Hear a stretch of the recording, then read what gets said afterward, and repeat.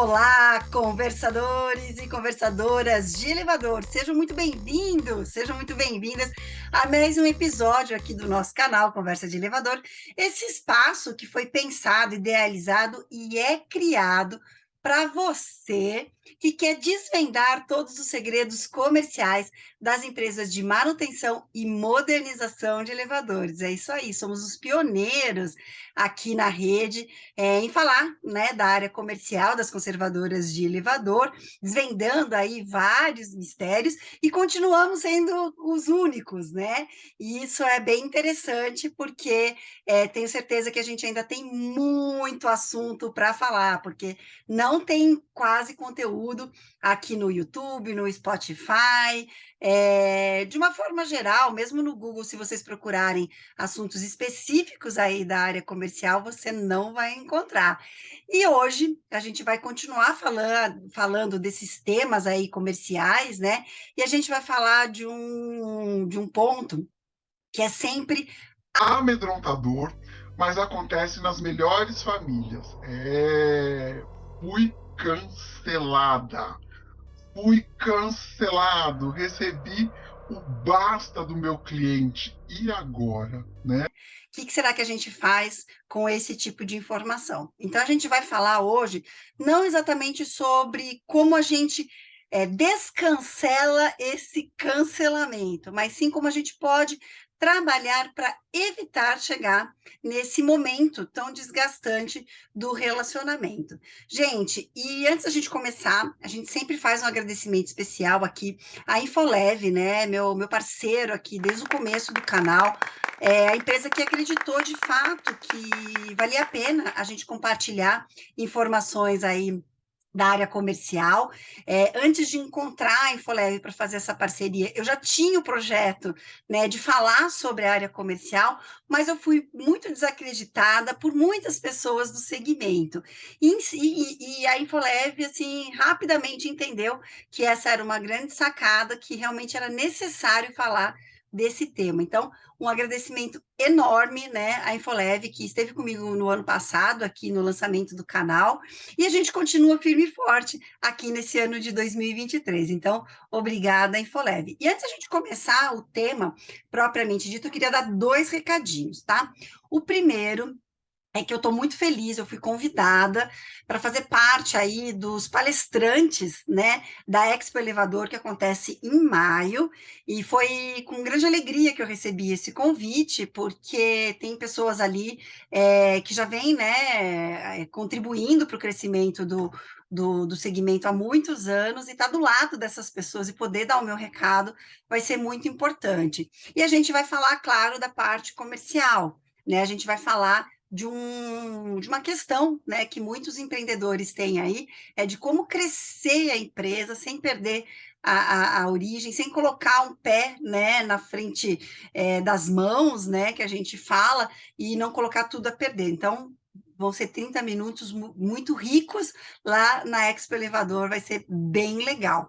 E o segundo recadinho, essa é uma novidade que eu vou divulgar hoje também aí nas minhas redes, né? Eu fui convidada para ser colunista, né, fixa da Elevador Brasil, gente, da revista Elevador Brasil, uma revista que eu acompanho muito, que eu pesquiso muito, né? Na revista sempre foi assim um veículo muito importante nos meus mais de 25 anos aí de segmento, e agora faço parte aí da equipe. Então, estou bem feliz, me estreia não nesse número, né, mas no próximo, depois de maio, e aí eu espero fazer um excelente trabalho, e estou aqui muito à disposição para vocês me mandarem temas para a gente tratar não só aqui no canal, né, mas nas minhas palestras e também lá na revista. Estou bem feliz mesmo.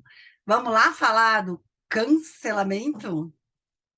Bom, cancelamento é uma palavra da moda agora nas redes sociais, né? E uma ação que muitos influenciadores, muitas pessoas que estão aí, né, nas grandes redes sociais, morrem de medo, né? Então, o cancelamento, né, é uma palavra que criou uma outra proporção no nosso vocabulário. Mas no segmento de elevador, para mim, essa palavra, né, o cancelamento, sempre teve uma importância muito grande, né? Da empresa que eu venho, né, da multinacional que eu trabalhei por mais de 20 anos, é, a parte de cancelamento era um indicador, né, extremamente relevante para o que estava acontecendo na empresa. Então, lá atrás, né, há muitos anos, eu fui inclusive responsável por um sistema, né, que tinha um acompanhamento das intenções de cancelamento, né? Existia uma ferramenta, existia um processo, existiam pessoas que faziam esse acompanhamento da intenção de cancelamento dos clientes. Existia um processo tanto para tentar reverter essa intenção de cancelamento, quanto para entender o porquê que o cliente chegou nesse momento de cancelar. Hoje, na nossa conversa, a gente vai falar especificamente sobre entender o que levou o cliente a chegar nesse ponto do cancelamento. Então, como a gente já vem falando de jornada do cliente, a gente falou da jornada do cliente lá quando ele quer assinar com a nossa empresa, que ele busca a nossa empresa, e a gente falou também da jornada do cliente quando ele assina o contrato e entra na nossa empresa. Vai ter todo um caminho aí que a gente ainda vai percorrer, né, a jornada aí de quando ele assina uma compra de um reparo, de uma modernização, mas a gente vai para o final do processo, porque eu acho que são as grandes dores, né? A gente tem uma dor muito grande na captação, a gente tem uma dor muito grande na hora que o cliente assina para a gente conseguir fazer o melhor para esse cliente causar uma primeira impressão, e a gente também tem uma grande dor quando o cliente cancela e vai embora. Então, a gente vai falar dessa etapa, de como a gente faz para entender essas questões e melhorar aí os nossos processos, os nossos serviços, o nosso atendimento, para evitar que venha o cancelamento. Primeiro ponto para a gente falar de cancelamento é a gente fazer um bom acompanhamento dos cancelamentos que chegam diariamente, mensalmente, trimestralmente na nossa empresa.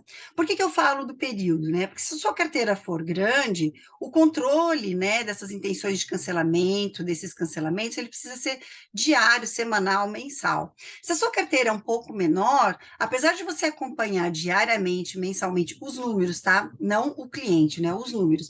Você vai precisar ter acompanhamentos de análises a cada 3 meses, por exemplo, a cada 6 meses. E como que a gente faz isso? Muitas vezes eu pergunto para as empresas que começam um trabalho comigo, ou uma mentoria dos profissionais, ou uma mentoria em grupo, ou até uma consultoria nas empresas, né? Como que está o nível de cancelamento dos clientes em carteira. E a resposta que eu recebo, ela normalmente ela é vaga. Ah, aqui a gente tem muito cancelamento, ou a gente, nossa, que quase não tem cancelamento. E aí eu faço a pergunta que todo empresário deveria acompanhar, e todo comercial também, né? Qual que é o percentual de equipamentos que saem da minha carteira em relação à minha carteira? Né? Então, isso é fundamental eu ter esse acompanhamento. Se é muito, se é pouco, vai depender de qual que é a minha meta de crescimento ou de estabilização da minha carteira.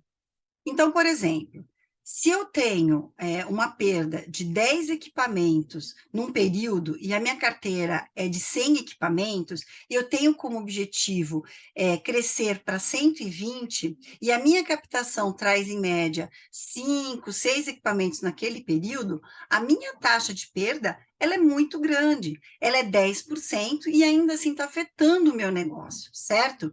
Agora, se eu tenho 100 equipamentos, perco os mesmos 10, mas eu tenho trazido 20 equipamentos na carteira, é uma outra análise que eu preciso fazer.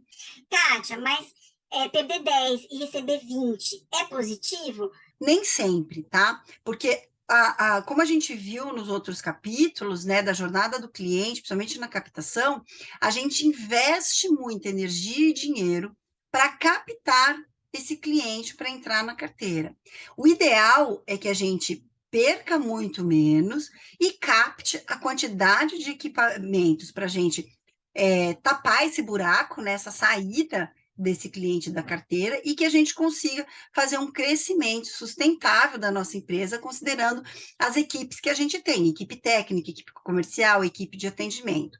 Não adianta também, né, a gente crescer muito a carteira se a gente não vai ter condições de garantir que esses clientes fiquem na nossa empresa. Então, primeiro de tudo, do cancelamento, a gente precisa fazer o acompanhamento numérico. Então, quantidade de equipamentos, o faturamento que esses clientes tinham quando eles saíram da carteira, tanto o faturamento do contrato quanto das peças e reparos, né? E até sobre o potencial de modernização que esse cliente poderia me oferecer, né? Pode ser que eu tenha perdido um cliente, por exemplo, às vésperas de uma modernização. Então, o impacto desse cliente no meu negócio vai ser superior a só o pagamento do contrato mensal. Quando a gente fica só no número de equipamentos na nossa carteira, a gente perde um pouco essa perspectiva. Então, esse é o primeiro ponto da importância da gente acompanhar os cancelamentos na nossa carteira. O segundo ponto que eu trouxe para vocês é a gente buscar entender, né, como que a gente vai reduzir essas perdas daqui para frente. E aí é que está o ponto-chave.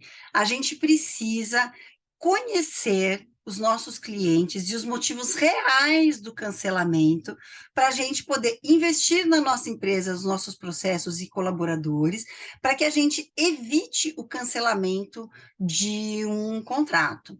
É o que eu comento com todo mundo que conversa comigo.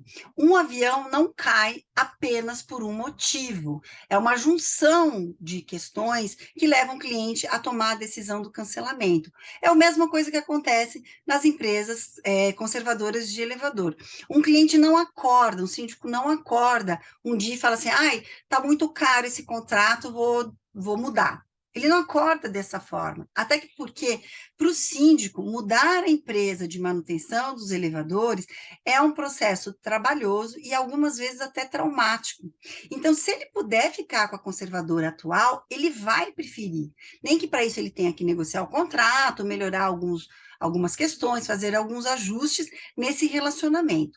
Quando ele chega no não definitivo, cansei, não é isso que eu quero, ele passou por uma grande jornada até a tomada de decisão. O ponto é, você está sabendo qual é essa jornada que seus clientes fazem antes de realmente decidir sair da sua empresa? Esse é o ponto. Então, o ponto essencial desse episódio é a gente criar processos, procedimentos, sistemas, né? Uma cultura até de entender qual que é essa jornada que o cliente faz até ele dizer, não quero mais vocês aqui, né? O quanto que esse cliente caminha para chegar nessa posição. Como eu falei para vocês, eu tive um grande aprendizado nisso, porque eu fiquei anos acompanhando, né? Sendo gestora da área que atendia as reclamações dos clientes, né? E também fazia o acompanhamento da reversão da intenção de cancelamento. Então, a gente unia as duas pontas para entender o que esse cliente, o que tinha levado esse cliente a cancelar, tá? Então, assim, o primeiro ponto que é bem interessante de vocês saberem é que a maior parte dos clientes diz que cancela o contrato por preço, mas essa é uma desculpa para poder cortar a relação sem ter que ficar dando muita informação, tá? Então, tanto por parte do vendedor, né, que tem como responsabilidade mudar essa intenção de cancelamento, quanto para o cliente, é muito mais fácil dizer que foi preço.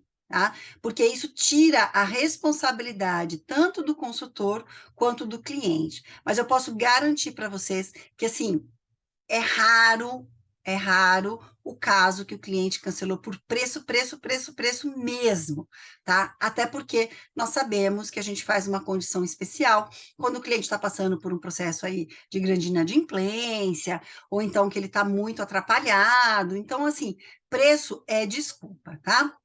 Mas o que a gente pode fazer para a gente conhecer, né, os motivos que levam esse cliente a cancelar, mas de verdade, realmente, tá? Primeiro ponto é você implantar um processozinho, né, um método, uma área, para poder fazer a gestão das reclamações dos clientes, tá? E eu digo isso com muita certeza, porque também nas minhas análises ficava claro que o cliente que reclama, o cliente que entra em contato com a empresa para poder se posicionar, né? Dificilmente esse cliente venha cancelar o contrato com a nossa empresa, tá? O cliente que não é visto, né, o cliente que não é acompanhado, é aquele cliente que cancela no susto, tá? Então, primeiro ponto, né? Como que está a gestão de reclamação na sua empresa? Ah, Kátia, não preciso disso, né? Minha empresa nem é tão grande assim, nem tenho tantas reclamações assim. Meu vendedor dá conta disso, meu coordenador dá conta disso, minha área técnica dá conta disso. Nananina, não. Aí já começa um ponto que a gente precisa mudar aí a sua forma de pensar. Quando um cliente tem um problema com a área técnica e ele se sente desconfortável de passar essa informação para o próprio técnico, é bem provável que ele também vai se sentir desconfortável de passar essa informação para o chefe desse técnico.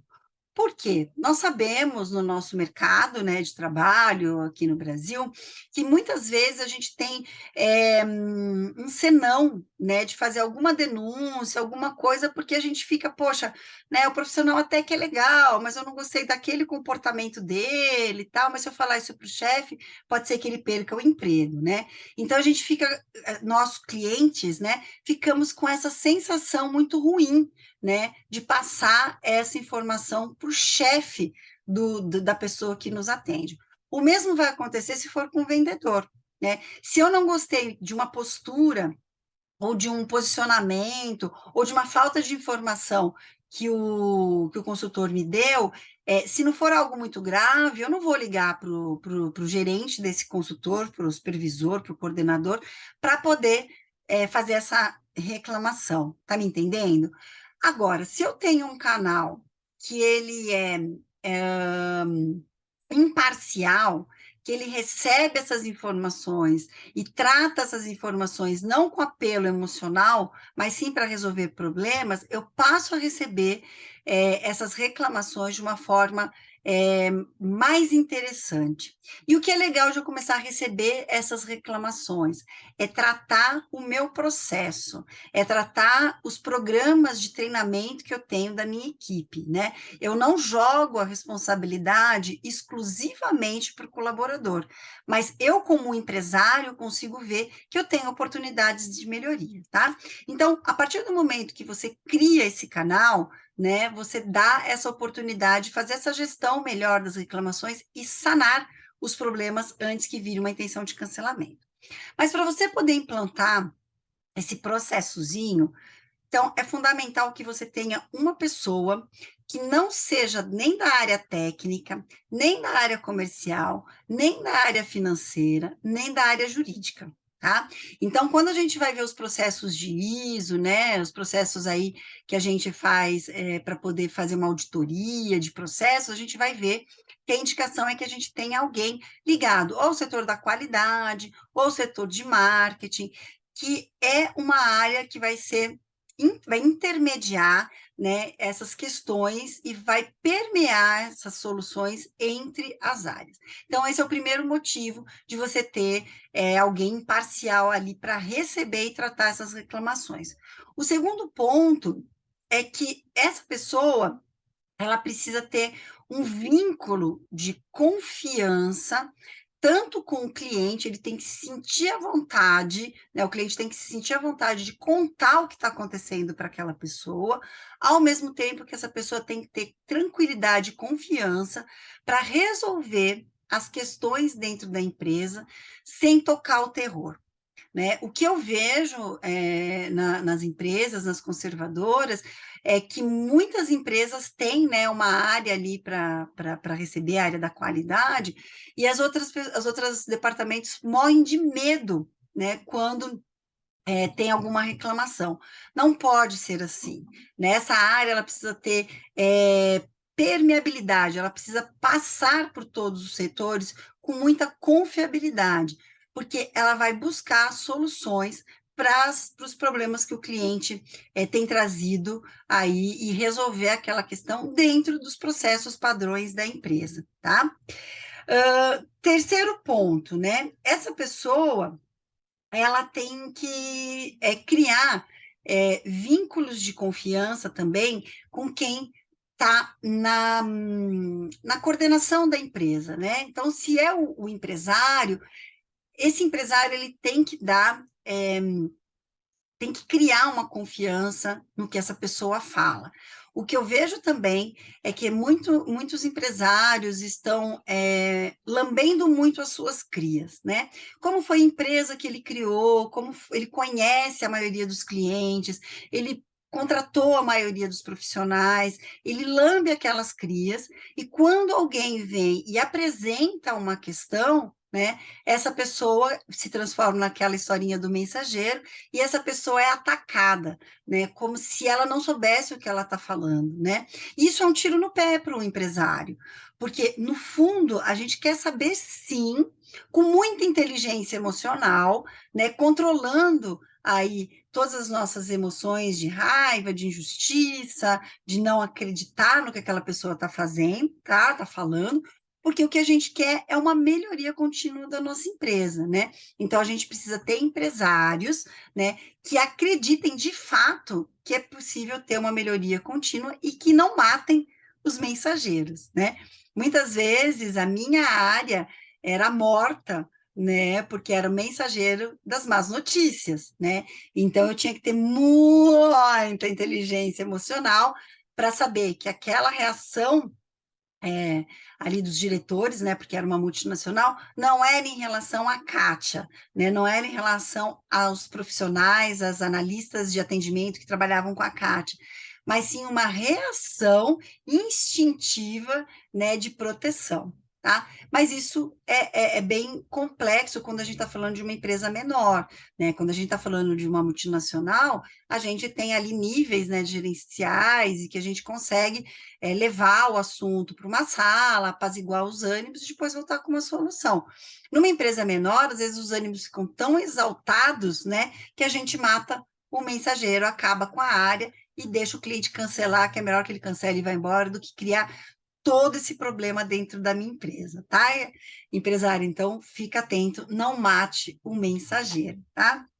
E por último, né, isso é muito importante, a gente precisa criar processos de tratativa dessas reclamações para que a gente consiga dar autonomia para essa pessoa que vai receber as reclamações, de solucionar o problema, né, mas que ela não tenha uma autonomia tão grande que o cliente só passe a falar com essa área, com esse departamento.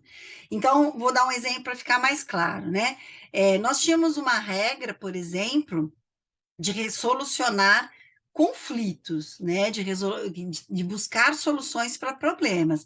Mas quem solucionava de fato o problema era a área envolvida, tá?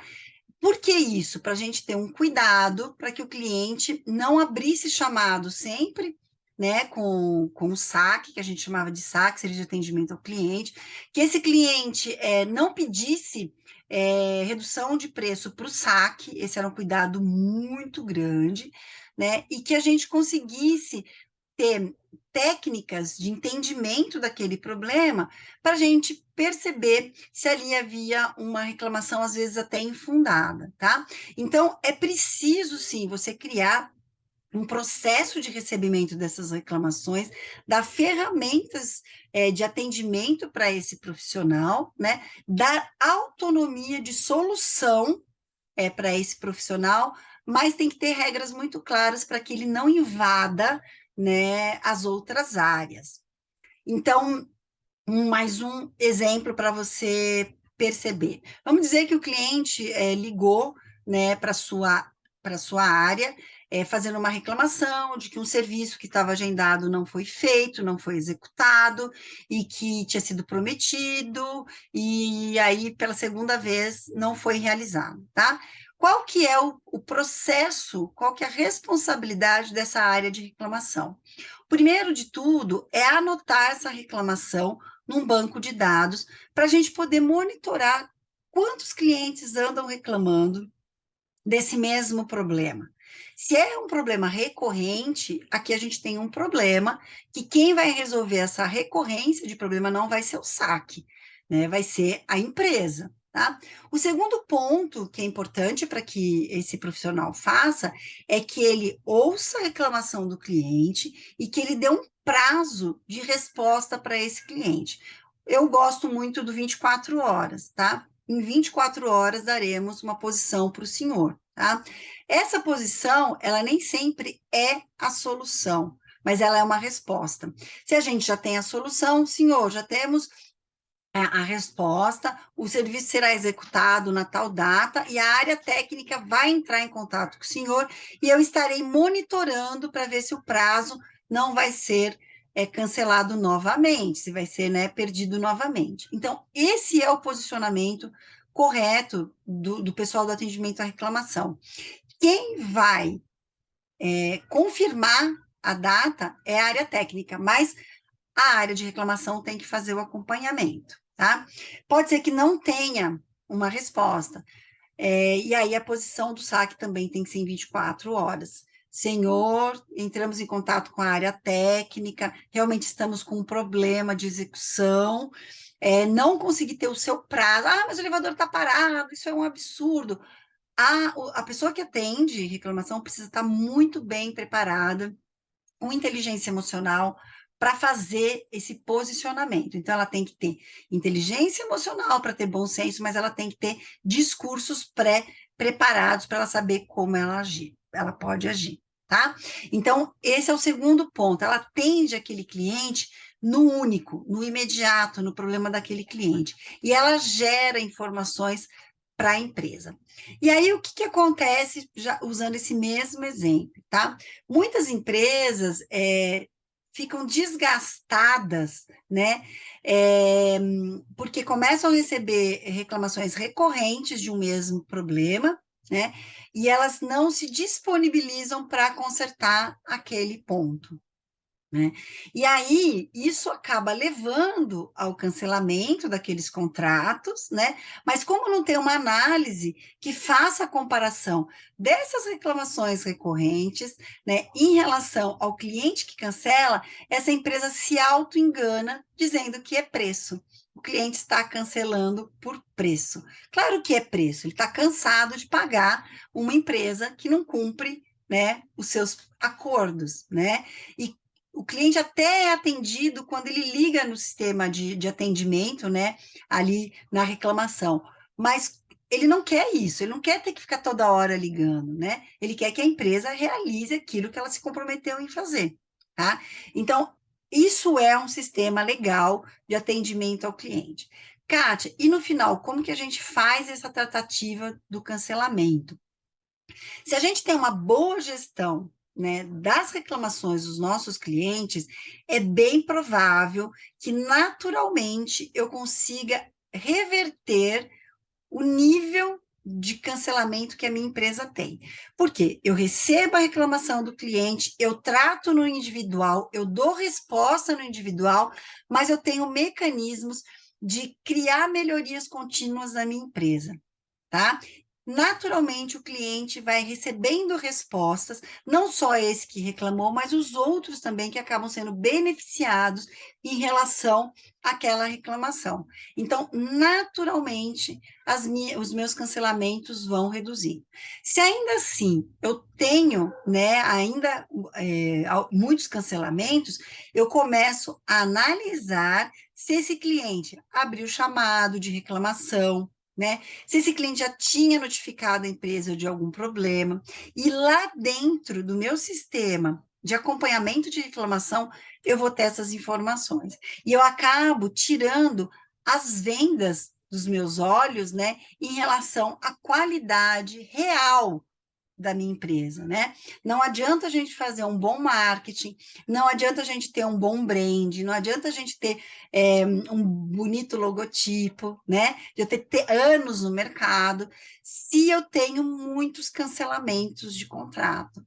Porque se eu tenho muitos cancelamentos de contrato, eu já tenho o cheiro de que algo não vai bem, né? E voltando agora lá no começo do nosso episódio, Kátia, mas qual que é o número que eu preciso garantir de intenção de cancelamento, tá? Eu diria para vocês que vai depender, né, da meta que você definir aí de crescimento da sua empresa e fazer esse trabalho aí de equilíbrio entre uma coisa e outra, tá? Mas eu diria que para a tua empresa que não deveria ultrapassar os 5% da sua carteira, deveria estar menor do que 3% da tua carteira, tá? É um número mágico? Não é um número mágico, é um número que a gente olha e que a gente consegue controlar esses cancelamentos, mas a gente consegue entender que em alguns momentos a gente vai perder sim. Então, num ano de carteira, eu deveria ter, no máximo, 5% de toda, né, a minha carteira ali de cancelamento, tá? E o ideal é que eu tivesse menos do que 3, para a gente poder ter aí um equilíbrio dessa carteira, para a gente não perder muitos clientes, tá bom? Bom, esse é o assunto desse episódio do cancelamento, né? Fui cancelado e agora, né? Espero que tenha gostado. Aquele recadinho final, não deixe de se inscrever no canal, para mim é muito importante. O canal crescendo, vocês me dão mais forças para eu buscar novos patrocinadores, novas pessoas para vir falar com vocês. A gente vai ganhando cada vez aí, né, mais peso, né, aí no nosso segmento. Eu estou muito feliz, né, conforme o canal vai crescendo, eu vou conhecendo novas pessoas, então eu estou muito feliz, mas eu quero muito mais e quero muito mais com você, com a sua empresa, fazendo muitos resultados, porque o nosso segmento tem todo esse potencial. Eu tenho percebido nos últimos anos, né, que o segmento está fazendo uma seleção natural das conservadoras, né, gente? Está entrando muita nova tecnologia, os síndicos estão ficando cada vez mais profissionalizados, né, com mais conhecimento. As empresas que estiverem preparadas vão vencer e vão ganhar mais oportunidades.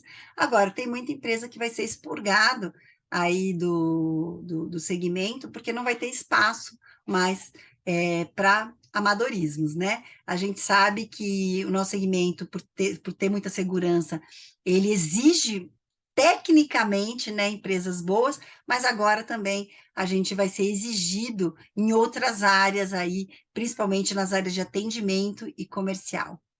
É isso aí. Espero que tenha gostado do episódio e me manda sua mensagem, o seu recadinho sobre o que você achou, tá bom? Até o próximo episódio. Tchau, tchau.